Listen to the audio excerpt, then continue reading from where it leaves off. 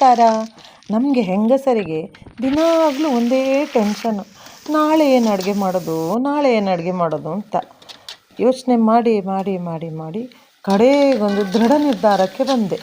ಏನು ಮಾಡೋದು ಅಂತ ಯೋಚನೆ ಬಂದಾಗ ನಾನ್ ವೆಜ್ಜಲ್ಲಿ ಪಾಲಕ್ ಚಿಕನ್ ಮಾಡೋಣ ಅಂತ ಒಂದು ಯೋಚನೆ ಬಂತು.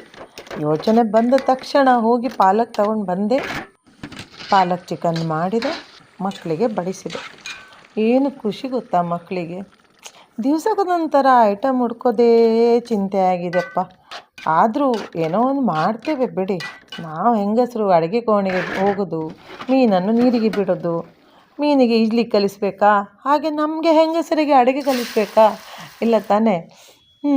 ಪಾಲಕ್ ಚಿಕನ್ ಸಕ್ಸಸ್ಫುಲ್ಲಾಗಿ ಕಂಪ್ಲೀಟ್ ಮಾಡಿದೆ. ನಿಮಗೆ ಇದರ ರೆಸಿಪಿ ಬೇಕಾದಲ್ಲಿ ಕಮೆಂಟ್ ಮಾಡಿ.